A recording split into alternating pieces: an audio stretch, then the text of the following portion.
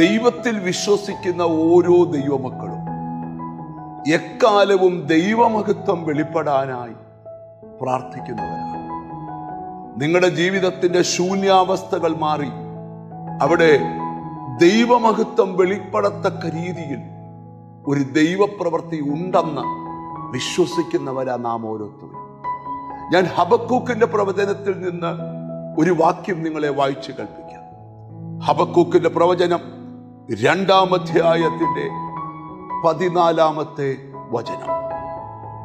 വെള്ളം സമുദ്രത്തിൽ നിറഞ്ഞിരിക്കുന്നത് പോലെ ഭൂമി യഹോവയുടെ മഹത്വത്തിന്റെ പരിജ്ഞാനത്താൽ പൂർണ്ണമാകും.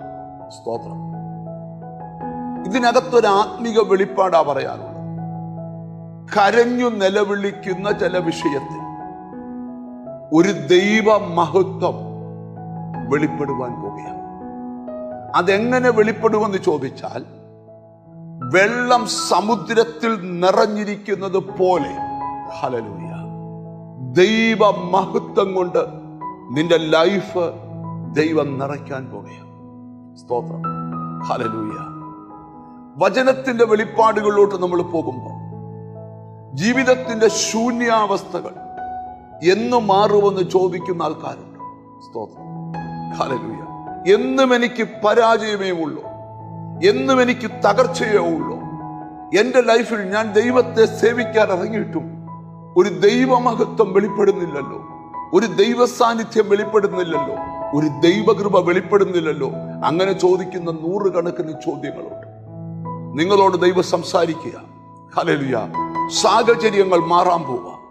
നിങ്ങളെ ദൈവ സാന്നിധ്യം കൊണ്ട് ദൈവം പൊതിയാൻ പോവുക. ബൈബിളിൽ ഒരു വാക്യമുണ്ട്, ഞാൻ നിന്നെ മനുഷ്യരുടെ കൂട്ടുകെട്ടിൽ നിന്ന് വിടുവിച്ച് എൻ്റെ സാന്നിധ്യം കൊണ്ട് നിങ്ങളെ നിറയ്ക്കും. ഈ ദിവസങ്ങളിൽ നിങ്ങളെ ദൈവ സാന്നിധ്യം പൊതിയാൻ പോകാം. പർവ്വതത്തിൽ മോശ കയറിയപ്പോൾ മോശയെ ദൈവ സാന്നിധ്യം പൊതിഞ്ഞതുപോലെ ജീസസ് ദൈവ സാന്നിധ്യത്താൽ പൊതിയപ്പെട്ട കൂടാരം വിട്ടുപിരിയാതെ യോശുവ നിന്നതുപോലെ ഈ ദിവസങ്ങളിൽ നിങ്ങളുടെ ലൈഫിൽ ഒരു വലിയ ദൈവ മഹത്വം വെളിപ്പെടുവാൻ പോവുകയാണ്. ഹല്ലേലൂയ. ഒരു സ്ത്രീയോട് കർത്താവ് ഒരിക്കൽ പറഞ്ഞു, നീ വിശ്വസിച്ചാൽ എൻ്റെ മഹത്വം നീ കാണാൻ പോവുകയാണ്. ഹല്ലേലൂയ. ഈ ദിവസങ്ങളിൽ ചില വീടുകൾക്കകത്ത്, ചിലരുടെ ഫാമിലി ലൈഫിൽ, ചിലരുടെ വ്യക്തിപരമായ ലൈഫിൽ ആ മഹത്വം ഇറങ്ങി നിൽക്കാൻ പോവുകയാണ്.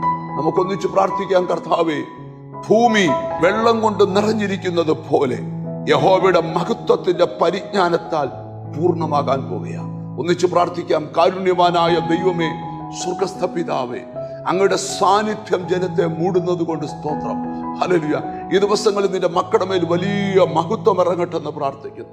എന്നോട് ചേർന്ന് പ്രാർത്ഥിക്കുന്ന മക്കളെ നിന്റെ നാമം ചൊല്ലി പിതാവിന്റെയും പുത്രന്റെയും പരിശുദ്ധാത്മാവിന്റെ നാമത്തിൽ അനുഗ്രഹിച്ച് പ്രാർത്ഥിക്കുന്നു. അവർ അനുഗ്രഹിക്കപ്പെടട്ടെ യേശു ക്രിസ്തുവിൻ നാമത്തിൽ തന്നെ. ആമേൻ. ഈ നാളുകളിൽ വലിയ ദൈവ സാന്നിധ്യം കൊണ്ട് ദൈവം നിന്നെ നിറയ്ക്കും. God bless you.